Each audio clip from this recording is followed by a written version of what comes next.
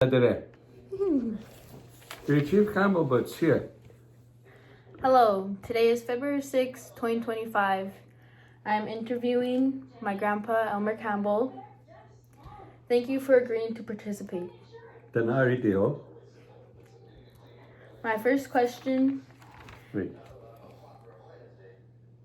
Jesse. Good. Hey, I'll call you back. I'm just in the middle of an interview here. But How many jobs have you had? Which was your favorite and why? how many jobs have I had in my life?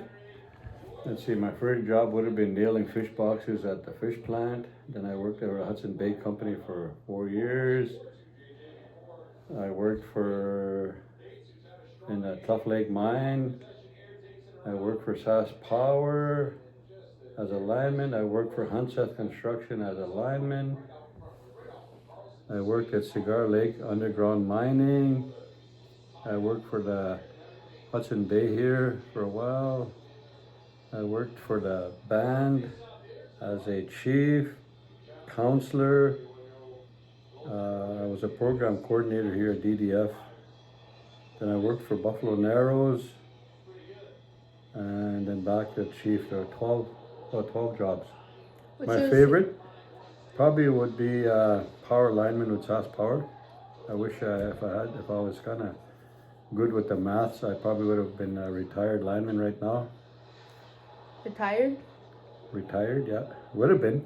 The friends that I started working with, they got full pensions right now. They were able to get by the schooling. I couldn't. I didn't understand calculus. I should have been able to teach you, eh? Yeah, you should have been there. Okay, ready for my next question? Yes, I am. What's your favorite childhood memory and why? My favorite childhood memory. I would say it would be staying at Clear Lake with Mama and Papa. Just the three of us, waiting for people to come by in boats visiting in that there, because Clear Lake was kind of the waterway from Buffalo to go to Frobisher and Frobisher to Buffalo. Mm-hmm. And it was always nice with just the three of us were there. We sit on the porch, just like this house that I built here. That's the replica of the house I grew up in Clear Lake. So we'd sit on the front deck there and just enjoyed it. And then probably that by the spring, when me and Papa used to go muskrat trapping by ourselves again in Clear Lake, those quiet, tranquil times that I spent with my Mama and Papa, it was probably my favorite childhood memory. Why? Well, listening to them tell stories, Dene in the Dene language. The stuff that they talked about how life was simple when they were younger, and the stories that they were told from their parents and their grandparents, and how it was just living in harmony with nature. And I listened to that, and I really enjoyed that. Good to hear. My next question is, what could you buy with $5 when you were in your, around 10-ish? When I was small. Mm-hmm. Okay. For $5, you were rich if you had $5 back then, because I used to tell stories about when me, Mama, and Papa would go to St. Anne on a bus, and for a quarter, 25 cents, they could buy a pop, a bag of chips, ice cream, or a chocolate bar, and the three of us would share that on our chair. That was for a quarter. So $5 is 20 of those quarters, isn't it? So can you imagine the stuff I could have bought? And also when I worked at the fish plant in Buffalo there, I was making 6 cents a box, and nail fish boxes together. So we used to make me and my buddy Peter Heel. We used to have a little assembly line. We could make anywhere from 50 to 60 some dollars every 2 weeks. That's just nailing fish boxes. So I used to give that to Mama. I'm 10 years old. What am I supposed to do with that money? She just gave me a little bit here and there for whatever. But later on, I found out that here she was just socking away that money for me, and then I would be buying my own school clothes and that there. Here, I thought they were buying it there, but that's how good grandparenting skills were passed on. They just did things like that. Just because I gave them money, it didn't mean that they could just spend it any way they wanted.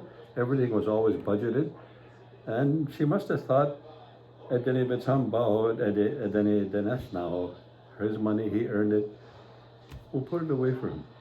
He doesn't have to know, So, but I never asked her for. I gave you this much. Give me money. I never mentioned that there. It's just if we went to the store, and if they asked me if I wanted a pop, it was yes, and no need to ask for anything more. They were already providing me, along with Grandma Marie, who was working at the Hudson Bay. The three of them, they were providing for me and my brother and sisters with more than enough. Even though we didn't have lots, we had more than enough. Like, there was always food on the table. Our clothes were good, and $5 would have been that's it. What do you think you could buy with that amount now? $5? Let's see. When I take Kingston for a little snack, if he gets one or two items, it's over $5. Two little candy things. So $5 nowadays, you can't get very much with it. Kingston just has expensive taste. Maybe. Who knows that? Okay. Next question. How was it growing up? Did you enjoy your childhood? And why or why not? How was it growing up? I mean, I had the years that I was able to spend with Mama and Papa were great years, and then Grandma Marie was always there with us. Those were good years when we were together. But I also went away to residential school, which took away from a lot of quality child and parenting time. That weren't good years for me at all. Especially Labret, the first year, I just turned 5 in July, and in end of August, they shipped me all the way down to the Coppell Valley, east of Regina, to a place called Labret. I didn't even know where that was, and I stayed there for a year. That was not a good year for me. It was loneliness, and I kind of forgot about Mama and Papa, and Grandma Marie would write a letter to me once in a while. Used to be read to me from the late Norman Sylvester from Turner, because he was there too. That was not a good year. And then Beauval that following year, which was a little better for me, because I knew a lot of the kids there, from Pachinak, from Clear Lake. And so it was a little more tolerable, but there was still that loneliness that was there. But at least now it was closer. So once in a while, Grandma Marie and they would come and visit. They would hire a taxi and come and visit. So at least once in a while, I could see my parents. And Beauval, I was not there in the era where a lot of bad things happened, that I could visibly see. In hindsight, I'm finding out a lot of that stuff they didn't openly do it, so they were picking and choosing certain students to do bad to. And so I didn't visibly see it myself, even though I had near misses, I guess, if you want to call it that, by one brother for sure. So it wasn't the best. When in grade 5 and 6, they didn't allow me to go back to Beauval, so I ended up going to school in Buffalo Narrows and here for 2 grades, and then grade 7, I graduated from grade 6 here because there was no grade after that, so I went back to Beauval for a year.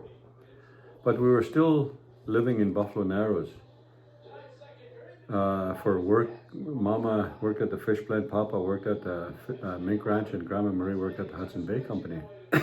So we still had a place in Buffalo.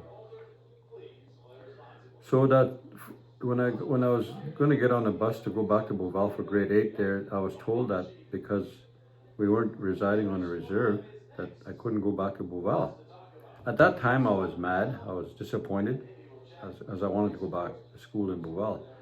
But you know, I did grade 8, grade 9, grade 10, grade 11 in Buffalo Narrows, and those were great years for me because I could be home every night, you know. And but mind you, it was a boarding situation, but at least I knew Grandma Marie wasn't that far from me, and Mama and Papa were here in Dillon, and they could come and visit when they were on, and on weekends I could come here.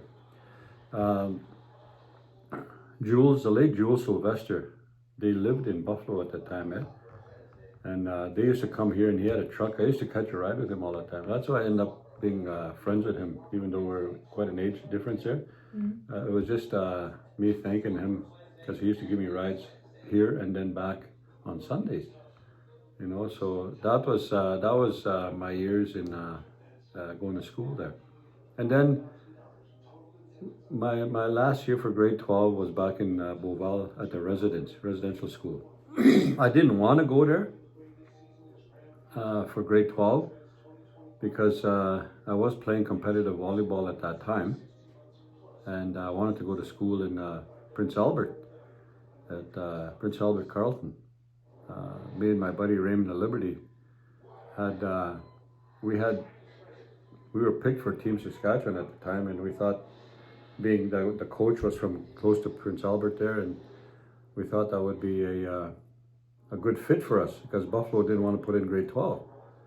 I wish Buffalo Narrows would have put in grade 12 for us to be the first one. I think we would have really did good with the sports under that coach that we had, Vern Zakowski. Because one of the things that the principal and vice principal, who were Ed Piesker and Glenn McMillan, did was, if you wanted to play sports, you had to show your academic standings to be really good also. And so it worked hand in hand. So just because you're a good athlete doesn't mean you could forego the academics. So they made sure that we understood that you got to be in school all the time, and you got to get good marks, and you got to have good attitude, and then you can continue playing sports. And they instilled that in us, and that was 4 good years. So one more year would have really did a lot of wonders for us. I believe in my heart we had the team to win both provincial titles in volleyball and basketball with the team we had. We only had 7 players. For both? Yeah, but they were really exceptional athletes, you know, and I still believe we had one of the best teams in the northern Saskatchewan, and if not, we were high up there in the province also. So again, not sure why all of a sudden I wanted to go to Prince Albert, and Grandma Marie was told that I had to go back to Beauval for grade 12, which was kind of a downer for me. So I rebelled in the first couple of months, and then one day the superintendent of Beauval, Cliff Samolesky, called me to his office and was telling me I better pull up my socks and quit acting up and all that there, but I didn't want to be there. So I was hoping to get kicked out. So anyway, I was talking back, and then he said, you know what? He said, young fella, he said, you know, there's no piano tied to your ass, he told me. I said, damn right there's no piano tied to my ass. He said, I'm going home. So I went home, and there was no grade 12 in Buffalo. So now I'm wandering around Buffalo there for a couple of weeks. And I gave in. I told Grandma Marie, I said, Mom, phone Beauval and make it look like you're forcing me to go back to school, even though you're not. Because I don't know, I don't know what to do here. I can't just walk around do nothing. I'll go back and I'll do what I can. So Grandma Marie phoned and said, I'm sending my son back there, whether he likes it or not. Grandma and I worked out a real good little deal there. So anyway, I went back to Beauval, and I didn't fall that far behind. I was able to pick up the classes right away. There were some good teachers in Beauval too at the time. So I was able to pick them up there. But the thing about it is they suspended me from sports volleyball and basketball, which was kind of I didn't really care for it, but I got suspended for that. That was my punishment, I guess. But I could practice with the team. And the sad thing about it is I went from playing in a gymnasium in Buffalo Narrows to no gymnasium at residential school in Beauval. So everything was outside. We played on the volleyball net was set up on the dirt outside there, and then basketball we started. My old coach Vern Zakowski from Buffalo Narrows he had transferred to Valley View in Beauval, the village school. So I asked him, I said, I got these guys here, they're good hockey players and that they're good broom ball players. They're all tall. Maybe if you could coach us, maybe we could work something out and I could get back into basketball. So they talked between Northern Lights School Division and the residents, and they agreed to let him coach us, so we could use that gymnasium at Valley View now for basketball, and it worked out good. And we were into the finals against Laloche when Greg Hatch pulled a good Hatch move on me, and Laloche ended up going to the provincials. We were this close. If that was the team I had in Buffalo, I think I know we would have won. We would have won.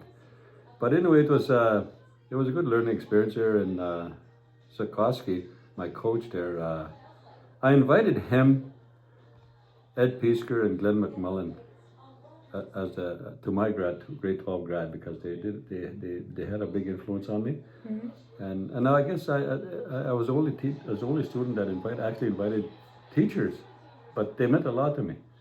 So they weren't 1, 2, 3 on my list. I mean, Grandma Marie was first, Papa was second, and then Hama would have been Papa's my grandma, Cecilia Campbell, but she was sick already that time. She couldn't make it, and so it was kind of a downer that she couldn't see my accomplishment in that. Mm-hmm. But I knew she was proud of me. I know she was proud of me, because when I got back, I told her what all had happened in that there. And so anyway, I graduated from grade 12 there, and like I said, I pulled up my socks and got the best grades that I could, but I couldn't get algebra and those kind of classes. It was beyond me. Edwin Piesker, Mr. Piesker, was one of the top math teachers in Saskatchewan. He probably still is, because he's retired. He's really retired now, but every time I run into him, he's still, once in a while, he'll go into the schools as a consultant for math and that there. He tried to help me in that, but I just couldn't get my head around it there. And so anyway, that worked out okay for me at Beauval there. And I mean, the bonus of all that was your grandmother, Leona Billette, and I started dating there, and here we are. Yeah, she's still hanging on to me. Or you're still hanging on to her. Well, it could be that way too. Okay, you could call it whichever way you want. You ready for your next question? Yes, I am. Back to your high school. Did you play any sports? And what was your favorite sport and why? Well, yeah, I just told you about my sports. Yeah, I played a lot of sports. When I was in Beauval in residential school, there was two sports that you could play in: hockey or fastball. And so anyway, I played both when I was in residential school, hockey and fastball. And we used to have and track and field, but I wasn't very good in track and field because a lot of it has to do with running, and I wasn't a very good runner. But other events like long jump and high jump and that there, I tried to excel, so I don't have to worry about the 100-yard dash and the 200-yard dash and that there, and some long distance running. So I was able to get sports in there. Then when I moved to Buffalo Narrows, that's when they had that second year I got back, they built a gymnasium, the one that's still there in Twin Lakes School. And anyway, we got the gymnasium and we started playing volleyball, basketball. We did a little bit of broom ball, and then I played hockey also. Sometimes I gave up volleyball practice and basketball practice to go to hockey practice. And I remember my coach, Mr. Sikorsky, he didn't really, come on, Fud, he can, these are better than, you'll never get anywhere in hockey. You got a better chance in volleyball and basketball. But I like hockey too. So those were the three main sports that I really liked. There was hockey, volleyball, and basketball. And I believe in my heart that I excelled in those three sports and that there, and carried me on to leadership roles later in my life in that there.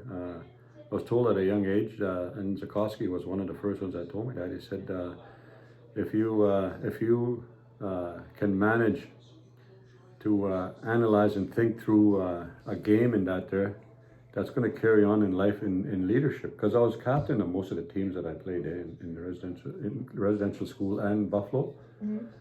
Other games, other little sporting things that we used to do was ping pong. Nobody knows about ping pong anymore, but that was one of the things that we used to play there. Zakowski kind of gave us a really rounded phys ed program. Volleyball, basketball, flag football, track and field, fastball. He throughout all the season, the different times of the year, the school year, he had different sports going on. But he didn't just see the thing with Zakowski was. And that was the difference between him and other coaches in that there. He didn't just let us take a volleyball and start playing there. We had to actually study the game of volleyball in the books, and then we do exams. Basketball, the same thing and all that there. Nowadays, I see a lot of kids, they just say, okay, we're going to have a volleyball practice, tryouts and all that there, and then they're trying to teach the skills and the formations and that we'll just stick to volleyball for now on the court.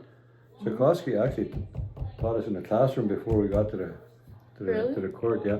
And that was the difference between him and a lot of other coaches. So I appreciated his coaching, and he used to always, he'd pull us aside there, like in the evenings after practice, he'd grab a couple big bottles of pop from his house. We'd be sitting out in the field there, and he always said, you gotta analyze. You gotta analyze your opponents, the situation you're in. Analyze what's going on, and then you gotta think it through, and you go from there. I never forgot that, And sometimes maybe later on in life I might have reacted too fast, beyond my analytical skills, if you want to call it there. But as I grew older, I also grew impatient. I don't know. I still can't put I still don't understand that part of me, because Grandma was always so patient with me. Papa and Mama were always so patient with me. The teachers that I had were always so patient with me. I don't know why I wanted things to be really quick in that there, and I think sometimes I might have overdid it, especially with my children. But in hindsight, I don't know if I could change it to make it better. It's just the way it was, eh? So, yeah. Ready for your next question? Yes, I am. Okay. Did you grow up in Dillon? And if not, where? Most of my years were in Dillon here. But I was born in Buffalo Narrows, but we lived in Clear Lake, which was a part of Buffalo River. Turner Lake was a part of Buffalo. We were all one community up until 1972. But I grew up in Clear Lake till I was about maybe 5, 6, 7 years old. The community, the people had moved away from Clear Lake to Turner Lake, but we stayed behind. Mom and Papa didn't really want to leave the community. So we stayed. That's why I said sometimes there was just the three of us in the whole community. And I remember we used to, Sunday morning, we used to go to church. Just three of us were at church. Mama and Papa would say the rosary, and I'd be sitting there. I gotta go swimming at the house. I gotta go play with my boats and all that there. So I kind of wish they would hurry the rosaries and that there. They'd done the rosary, and then they'd sing a couple of songs and hymn songs, whatever they call it there. And then we'd go outside, because that's the way it used to be. Then they'd sit on that deck. There used to be a big deck in front of the church there. Mm-hmm. And they'd visit. They could visit on our deck over there. So I used to sit there, the three of us there, and mom and pop would be talking. But in hindsight, I think there was in the back of their minds, the ancestors were there with them, Mm-hmm. the ones that had gone before them. The way they used to sit there, play checkers. The men would be over here playing their little checkers, and visiting. The woman would be over here, and the kids would be playing. That's how they used to do it after a church. Real spiritual way of doing things in that there. And so, yeah, and then Buffalo Narrows was a big part of my growing up because because of the work. Buffalo Narrows had the jobs like the mink ranches, the fish plants, the Hudson Bay store, and all that. There, Buffalo was the center, so I would call it the hub now. And so a lot of time we rented from the mink ranchers and whatnot, the houses they had there, and that's why we stayed there. So I stayed there. I did a portion of grade 5, like where we kind of stayed full time. But then we got a house here, so we moved here.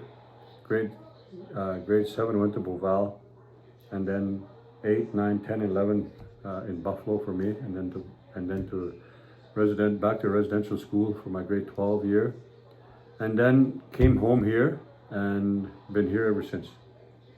Yeah, me and Grandma. She snagged me and put my roots down here. Said we have to live here. She did too. Well, thank you for sharing that. Mm-hmm. My next question is, who was your best friend growing up, and why? Like, why did you choose them to be your best friend?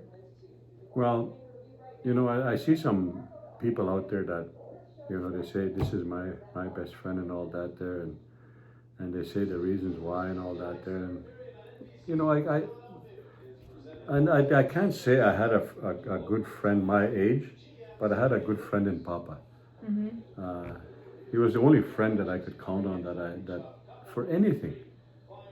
I remember when I first was asked to run for chief here, being he was a former chief and all that there, I went to see him. I thought he would be so excited for me, and yeah, he said, Dad, you're good. You're going to be a good chief. Go. That was kind of what I wanted to hear. But Papa always never just threw himself at anything. So he's sitting there. Papa smoked, Mm-hmm. and he always had a cup of tea. He stirred all the time. I could hear it when I interviewed him, and then he's stirring his tea, and I told him, Papa, then it goes there. I was like, yeah. So, I said, there's some people asking me, they want me to run for chief. What do you think? And he's doing his thing there, smoking a cigarette and stirring his tea, and I'm waiting for my answer. And again, like that impatient thing had kind of kicked in there, and so I'm waiting and getting a little antsy. I guess he must have seen that there, because he could read me like a book. And then he looked at me and he said, he said, I'll tell you one thing.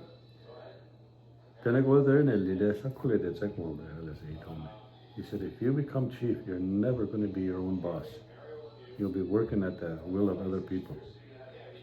That's all he said. He never told me to go for it or don't go for it. That's all he told me.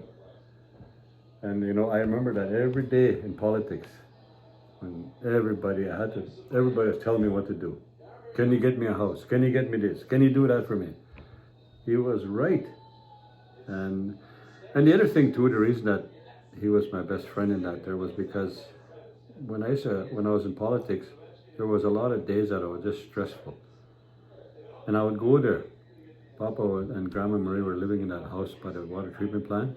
Mm-hmm. I'd go there and I'd sit there. And we'd sit in quiet, just like we used to in Clear Lake. And I haven't said anything yet there, and he's just kind of sitting there, and we're looking out there. And I'm thinking, well, when is he going to ask me what's wrong? Or when's he going to ask me what I got on my mind? And I'm waiting for him, and nothing. Stir his tea, look out there. The Sat Alaku, he said, we always look at the sun, with the way it moves from in the spring and then in the fall time. Nasat I say, Nasat Allah did Chansini Jai. Last month he would say, he'd always mark it on his windows and that, And that's he'd say that, and I'm thinking, well, I'm not talking about that. I'm not thinking about that, you know. And then he'd maybe tell me a little story, and then just as I'm about to leave, he'd always come up with something to do with what I was thinking, what was troubling me. Like here's if this is troubling you, here's a little story about it. And it was always what I was thinking about, why I came in. Now that's a real friendship. And so Papa was the best friend that I had. Um, like that, I can't think of any other friendship other than his. That was my best friend, and when he passed on, there was a big void in my life. But Grandma was there too, eh? Yeah. You know, so we had you know, your dad and your uncle and your auntie to raise, and then to make a living in that there. So we did that. You know, so I hung around friends that support, like what you would call friends in that there, like through hockey and whatnot there, hunting and that there. But my really true friend was Papa. I agree. Papas are the best. Yeah. Well, ready for your next question? Yes. What do you miss most about your youth and why? What do I miss most about my youth? Well, I guess my youthful strength, my youthful enthusiasm. You know how I could, if I wanted to do something, I'd do it right now. Right now, you know, at 65 years old, I can't just jump up and do whatever you want in that there. You know, there might be a little creak here, a little ache here, and all that there. And so just the physical well-being I miss very much. The ability to play sports I miss a lot. You know, when you guys were growing up in there, I was older, and so I couldn't do a lot of stuff that I wanted to. And then with the Kingston and Creedon, it was even more. I wish I could do things in that there, but you know, they got so much energy, and I'm at the tail end of the energy. You know, it's getting less in that there, so that's what I miss. I wish I could have did more as when I'm younger. I wish I could have my youth again a little bit there to do things that I would do more of, I guess. Camping, hunting, trapping, fishing, just being out there on the land. I wish one of the other regrets I have, I guess, like to go back to being youth, would have been the education part. I wish I could have mastered the math. Things would have been totally different for us right now. But it wasn't meant to be, and you know, I'm here for it. You're here because of it. The skills that I don't have in math, you have. You know, and your sister. You know, all my grandchildren seem to have picked up on the math part in that there, which is good. I'm proud of that. And so that'll give you. That's going to give you that edge when you go out onto the world. Mm-hmm. Like I said, when I went to school in Weyburn as a lineman, I had 3 weeks to learn all the stuff in calculus and all that there. Well, first of all, I didn't know what calculus was because we didn't have it up north, and 3 weeks to do it. Whereas other trades give you 2 months to pick up on this stuff in that there. But then again, I also did electrical work as an electrician, and I'm back to math and calculus, and that's what did me in there too. I know I was picking it up a little bit, but you're on a time frame to get these things here and that there. So, yeah. If I could, I guess I miss being able to be fit, being able to jump up and just go and stuff like that. Yeah. And be able to recover from being sick and injuries and that there. Yeah. So I miss that.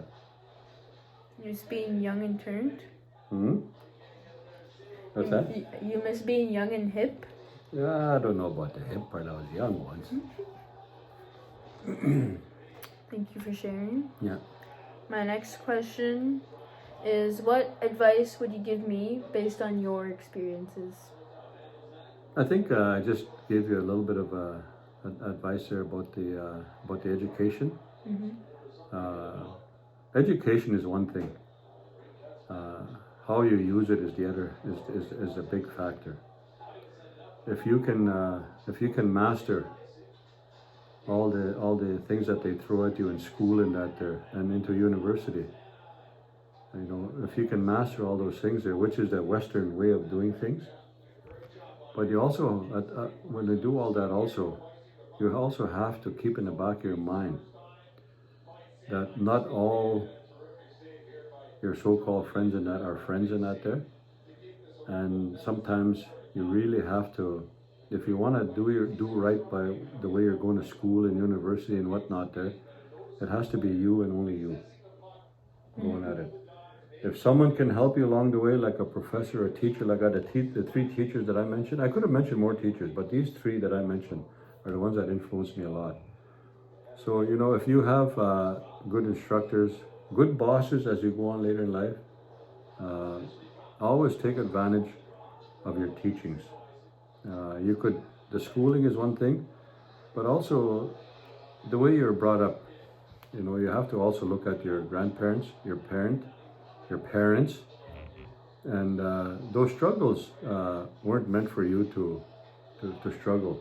Those struggles that you witness and see in that there are to teach you that you can overcome that.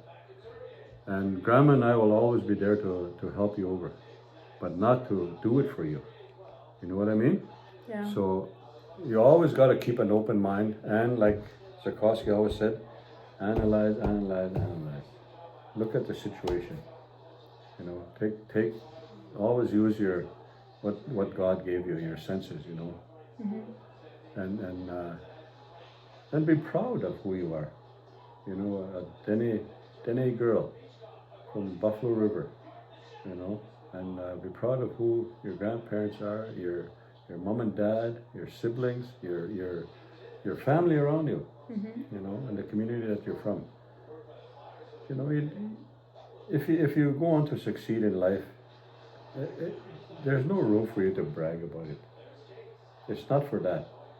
That's for your own benefit, well-being in that there, so that's how you continue on in life. Saying I did that, I did this, I did that there, you're not there to do that. The olden days, the elders always mention that si, the nilu, don't say me, I. We, you know, and if I do this, if I feel good about it, that's it. Mm-hmm. I don't have to go preaching about it or spreading it out all over the news and whatnot. So, and those are some of the teachings that I got in that there. So, yeah, always be proud of who you are. Everything that you've learned, you just keep building on it. You keep building on it. The core will be there. You build on it, and then you go from there, and you become successful. You grow up in life not having wants that you can't accomplish. Mm-hmm. You gotta have wants that you can afford, that you can get, that you can reach, so that you don't pull yourself down because I can't do it, or I can't buy it, I can't take it. No, you use all your teachings in that there to continue on in life, and you go from there. Thank Et de you. longtemps, you love yourself. Et de longtemps, that'll go a long ways. Thank you for that advice. I appreciate it. Ready for your last question? Sure. Who was your greatest role model and why? I got to go back to my grandpa, Alexander Campbell. He was everything to me. I remember when I first got off the bus when I was still 5 years old, and I came back from the Brett. Other parents were screaming and rushing their children, and these kids were all scared. I'm looking around, who's going to pick me up? I looked down over there, and there was an old couple sitting in a boat over there.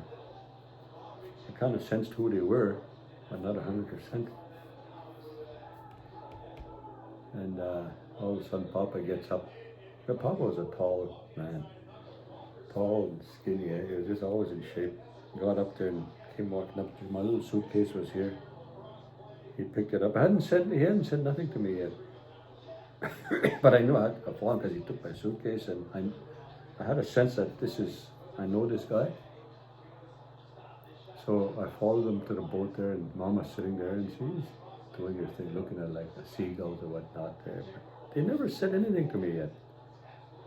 And yeah, I got in a boat there because I knew I had to get in a boat. And then we took off. No words yet, nothing yet. And it was a beautiful day that day. I remember how calm it was. I used to sit on the top of the boat at the front. And I used to lay on there and look at the reflection on that water. I didn't know it was a reflection at the time, but I used to wonder how deep that was. Here it was the sky I was looking at on the reflection on the water. That's how smooth the water used to be. We got going there, and and every once in a while I'd look back there and they're just sitting there, Papa with a little 20-horse motor there, and Mama sitting there in her usual spot in the boat. And we're coming up to this seagull island, and boy, those seagulls took off, all of them. And I thought, boy, that looks familiar. Yeah, so we kept going there, and I kept looking back there. And then we're going for a second Seagull Island there, and boy, things were really starting to come to me now. We passed Eagle Island, I could see the house. This house here that I got, when you pass Eagle Island going to Clear Lake from Buffalo, you can see the first house you used to see in the reserve was ours. It was a tall house like this. Boy, I remember that. I went, and I looked back at Mama there, and boy, I know she had something for me. I wasn't sure. I figured it's time I sit down beside her. I sat down beside her, and she pulled a blanket like this. There was a little sealer of tea with sugar and milk, and bannock with jam on it. That's what she used to take for me when we used to go boating. That was my little snack.